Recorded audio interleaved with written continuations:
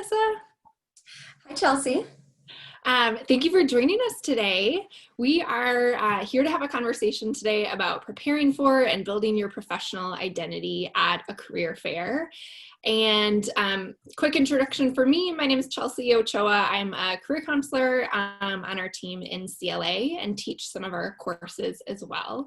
And you are one of our fabulous employer partners, always willing to come and support our students. So thank you for being here. Could you quickly introduce yourself, your name, role, organization, your major in college, anything that you'd like to share?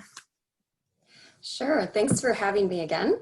Like Chelsea said, my name is Alissa Krueger. I am a CLA alum. I graduated in 2008 with a communications major and a psychology minor. And I now work as a human resources generalist at Magenic Technologies. It's a custom software technology company. So we have clients all over the US and also in Manila in the Philippines. And we partner with our clients for their software needs. Awesome, thank you. So as a human resources person, I imagine that you have interacted with many job applicants and college students, and so you have great insight to share with us today. So in CLA, we talk a lot about professional identity, and sometimes we put professional in quotes because it can mean different things to different people. And in CLA, we talk a lot about wanting our students to be able to craft a professional identity that is authentic to them and allows them to express themselves. What does professional identity mean to you? I mean, you know, it's different for everyone. So I'm curious what your thoughts are on that and why is it important? Sure. Well, I think, I'll answer this very personally. Like you said, it's different for everyone. But for myself in my career, so I've been in HR for about 10 years and coming on off of more entry-level positions and now more in mid-level positions, I've asked myself that question: what is my identity? What is my professional identity? What is that? So for me, it really means what you want from a job, what you want from a manager, a company, kind of your wish list. And I know doesn't really sound like a definition of professional identity, but it has helped me almost work backwards to identify what my identity is in what I want in a career, in a job, in a manager, in a team.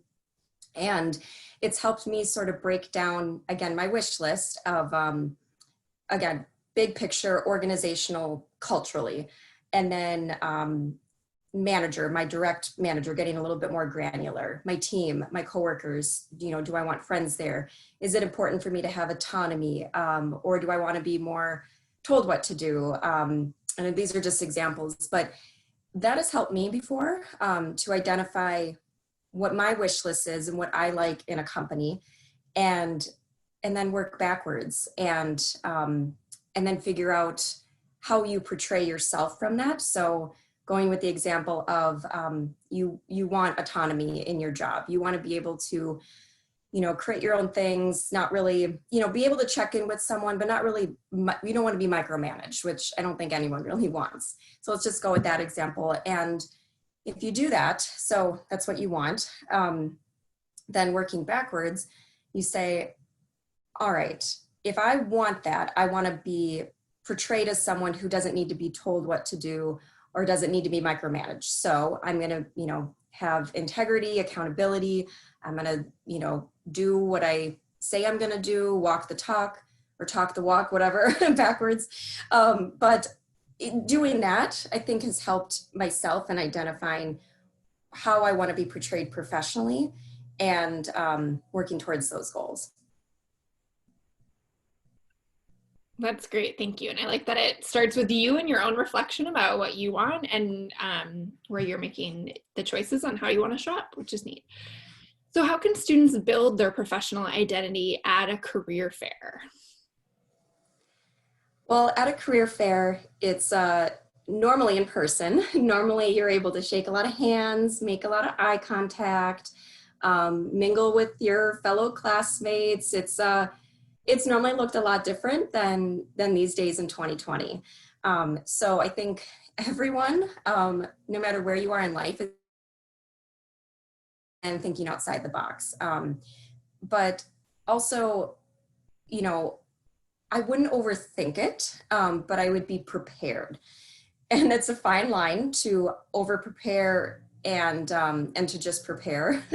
And it's hard to know when to stop and when you know you've done enough. But I think going into it, to build your professional identity is, you know, to again go back to what I said, how do you want to be portrayed?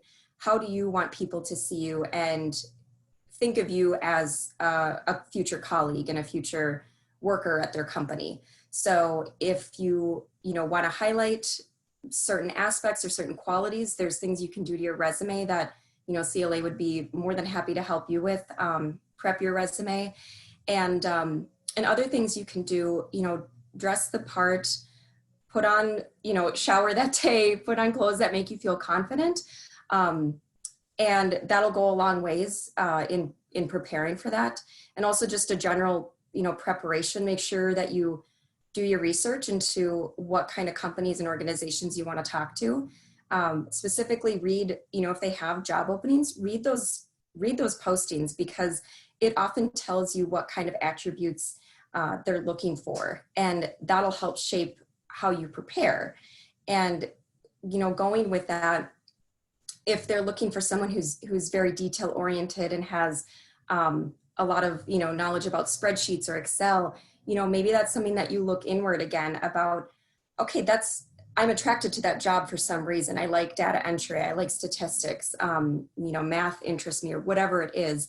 You know, maybe that's a part of your professional identity then. And, you know, work with that. Start with your strengths instead of thinking about, you know, what everyone else has that you don't, or, you know, you haven't had an internship, or, you know, you feel like your resume isn't as robust as you wish it was. Start with your strengths, start with what you know, what you're comfortable with, and then you can build on that. Thank you. And I'm thinking of students who are still developing their self-concept too, or their ideas of what they might want to do in the future. And so a career fair could be an opportunity to try things out, I would imagine too, right? And kind of tweak or then adjust how they might present themselves. I'm curious, have you seen students, like what strong examples have you seen of students doing that at a career fair? Either students who are kind of in that more exploratory state, or who do have a really clear picture of what they like. Mm-hmm.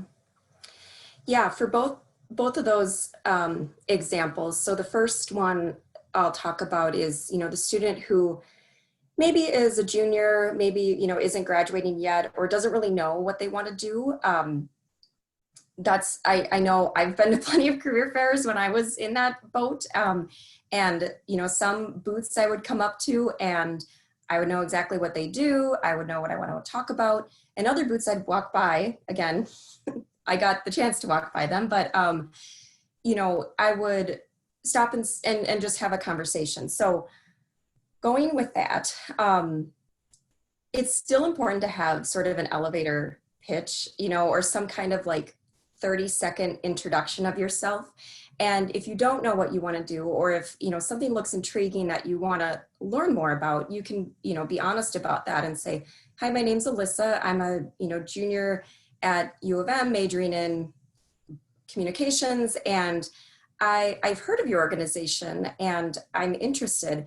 I'm not graduating yet, so I'd be curious to hear what I should be working towards, or what kind of classes or volunteer opportunities I should be looking into to eventually work at your company or get an internship in the future. And kind of, you know, depending on what they have available, you can cater it to that, or tailor it to that.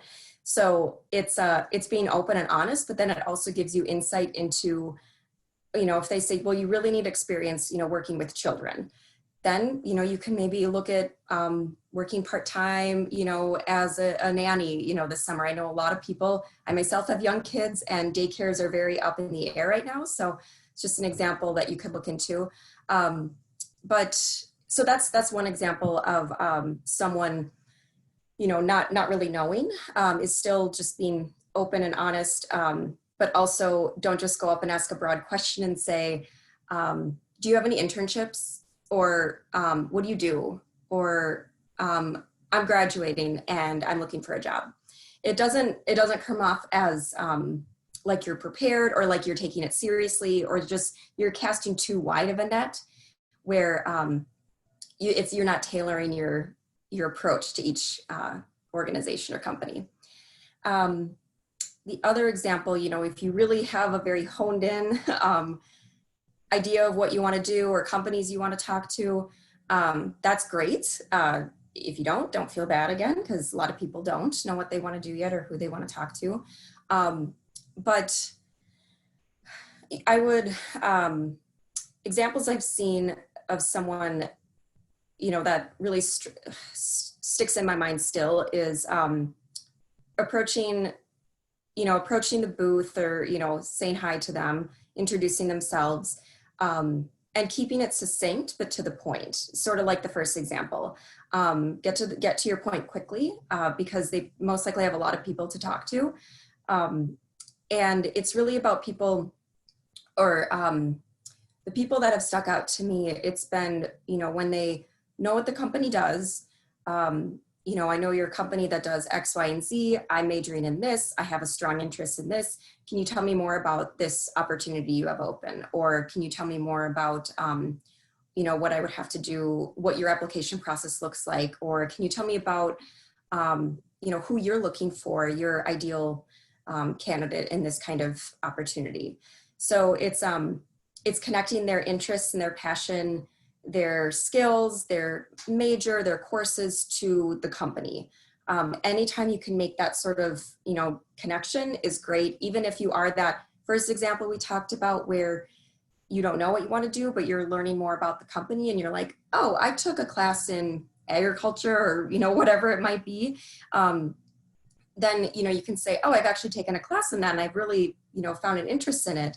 Are you taking resumes today? I think that's always a great, sometimes people don't know how to end the conversation.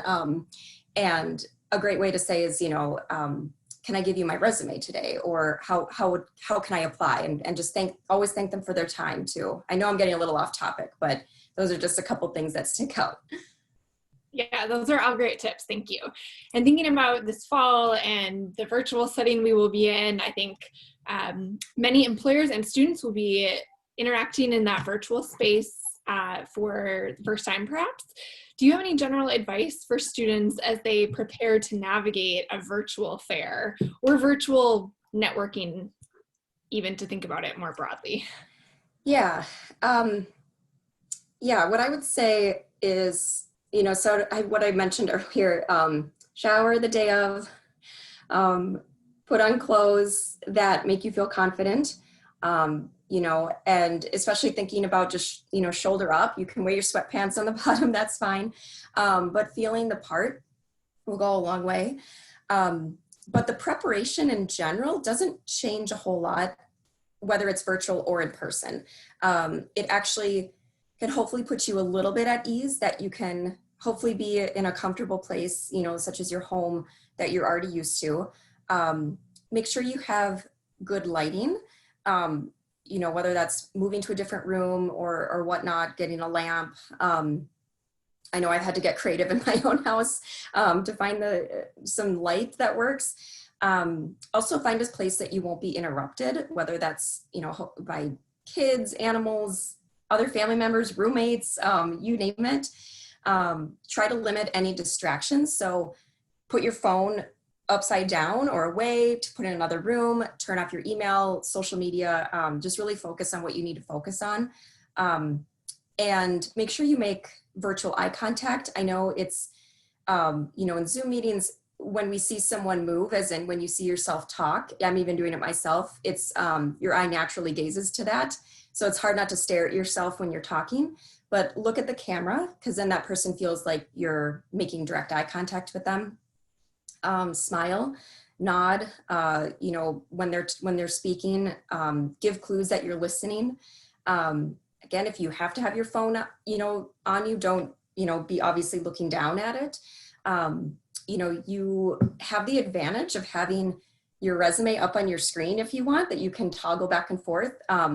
If you hold, I think it's, Alt Tab on your keyboard, it can go quick to another screen if you only have one monitor. It's been saving my life at least. And you can quick toggle to your resume to, kind of as a cheat sheet or a list of questions that you want to ask them. Again, because in person you would have to hold up a piece of paper and like read it. So it's kind of nice to be able to have that right in front of you. So I would create a little cheat sheet for yourself since you can use it. Can't hurt. Make a list of people, of organizations you want to talk to, probably no more than a handful. In person, I think, gosh, I'm trying to remember what we would say, like 3 to 5 or so. I know I'd be curious what Chelsea would recommend, but you don't want to overwhelm yourself, and you don't want to run out of time for organizations that or companies that you really want to talk to. So put those priorities, rank them in an order that you really want to speak to these people first, and then if you have time, there's leftover one. So that's when you can go and talk and tell me more about this. So in some ways it's going to be easier, in some ways it's going to be harder. So it's just our reality today. And so know that, employers are, I think, still getting used to it. It's going to be different for them too. So the more you can stand out, make sure you're projecting your voice, and the digital eye contact I talked about, and just limiting distractions will help. Thank you. Those are great tips. Thinking back to professional identity a little bit, and CLA students in particular, are there ways that students can use their liberal arts education, their CLA education, to help them sort out what they want their professional identity to be? Absolutely. I think CLA is the best for that, because it has majors that I feel like really speak to, it's how do I put it? I think there's so many variety of classes and variety of topics that you can take in CLA. And if you're a major, it requires you to do a couple other things that other colleges don't require. But I think that you have an upper hand because you're being taught more worldly things, I guess, if that makes sense. It does in my head. When I speak it out loud, I'm not sure if it does, but I think, going back to even your 1001 classes, your introductory classes, think about those communications classes you've taken. Think about other classes that have sparked your interest, and ask yourself, why are you interested in them? What is drawing you to it? What commonalities do they have in them? Is it speaking to people? Is it again, mathematics or STEM stuff? Is it anything? Is it psychology? Is it, what commonalities do they have? And then, even putting that on paper and sort of making one of those, can never remember what they're called, but one of those web shootout things, and seeing what commonalities they have. Then you can ask yourself, okay, so I clearly have an interest in helping people. So maybe that's part of my identity, is looking at all these classes that I've taken or my major, and that can help shape my who I want to be. And it's kind of like Oprah's The Secret. I think it was Oprah, I'm not sure, but it's like projecting it and saying it out loud and thinking it and believing it, and it can and will and does work. That if you want to portray yourself as X, Y, and Z, you will. It's weird how it happens, but aiming for a goal, making a goal, and then sticking to it. Thank you. So does your organization currently have any opportunities available, either entry-level, full-time, or internships? So we don't usually have internships, and we often do have entry-level positions, and I think some will be coming open soon. I think we have a couple client projects that are needing more entry-level people. And you can always go to magenic.com to look at our career opportunities. And there we'd be looking for entry-level developers. So coders, you know, if you've taken like STEM courses or STEM majors would be great. But yeah, you can always take a look at magenic.com. You can also reach out to me anytime. How would you like students to reach out to you? And thank you for your willingness to be contacted. Sure, by email is fine. Otherwise, LinkedIn is also fine as well.